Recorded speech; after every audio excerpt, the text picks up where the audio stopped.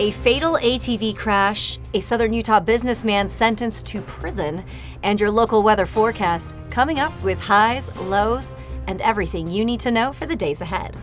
You're watching St. George News at 5, brought to you by our studio sponsor, We Win Injury Law. Good afternoon, I'm Monica McLaughlin. A Southern Utah business owner has been sentenced to federal prison. Philip Holman Heaton of Washington City pleaded guilty to one count of tax evasion after investigators found he had underreported Zion Outfitters income between 2018 and 2022, evading at least $1.9 million in taxes.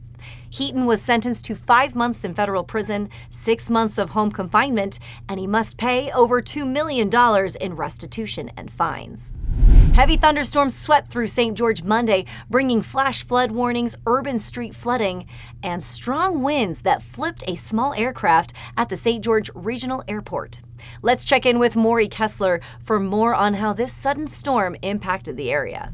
A summer thunderstorm brought heavy rain to the St. George area Monday afternoon, prompting flash flood warnings in wilderness areas like slot canyons and dry washes. The National Weather Service also warned of possible street and urban flooding.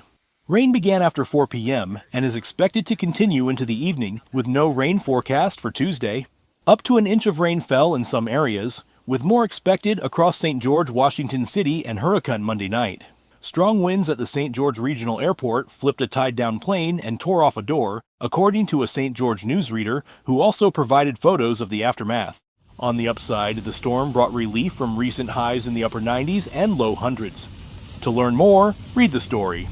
Thanks, Maury. Now we'll take a look at your daily weather forecast brought to you by Casablanca Resort and Casino.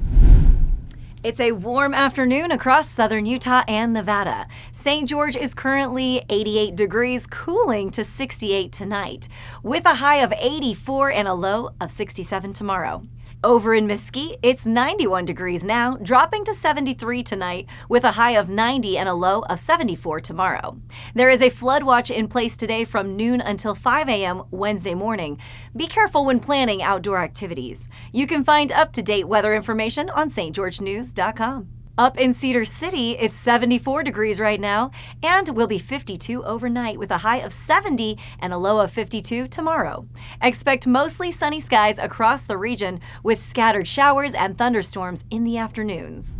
Now we'll go to Tyler Todd for your weekly injury law review. Hi, I'm Tyler with We Win Injury Law. Some injuries, like whiplash, internal trauma, or concussions, don't show symptoms right away. You might feel fine immediately after the accident, only to experience pain days later. That's why it's essential to seek medical attention early and document everything. A delay in treatment could hurt both your health and your legal claim. We help you protect your rights from the very beginning, even if the injury doesn't appear right away. Washington County Sheriff's Sergeant Lucas Alfred confirmed one man died on the scene, while the second was rushed to St. George Regional Hospital. Alfred later confirmed speed and alcohol were contributing factors in the crash. He urged riders to wear seatbelts and obey traffic laws. The crash remains under investigation. America's national parks are aging, and historic landmarks across the country are in need of restoration. A new facility in southern Utah is stepping up to preserve these iconic sites. Aramark Destinations has opened the Historic Preservation Center in Panguitch, designed to train experts in carpentry, masonry, and painting.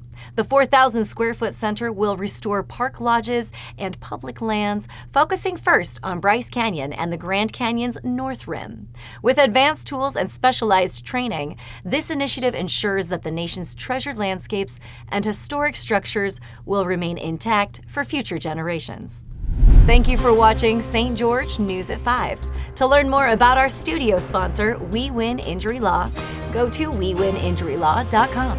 I'm Monica McLaughlin with St. George News, your #1 source for local news. This has been St. George News at 5, brought to you by We Win Injury Law.